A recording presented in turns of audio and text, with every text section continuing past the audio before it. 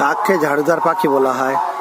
একটা ইঁদুর মরা পেয়েছে, সঙ্গে সঙ্গে 3টে কাক এসে সেটাকে পরিষ্কার করছে। 3টে কাক এসে সঙ্গে সঙ্গে পরিষ্কার করছে। এই জন্য কাক হচ্ছে সমাজের নোংরা আবর্জনা পরিষ্কার করার জন্য। কাককে দেখলেই সবাই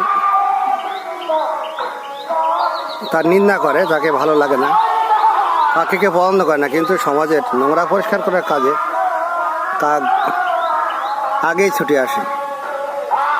ইঁদুর মরাটাকে ফেলছিল না, কিন্তু কাক এসে সে দায়িত্বটা নিল। তেমনি শকুন, সেও সেই নোংরা আবর্জনাগুলোকে পরিষ্কার করে, কিন্তু বর্তমানে শকুন আর দেখা যাচ্ছে না।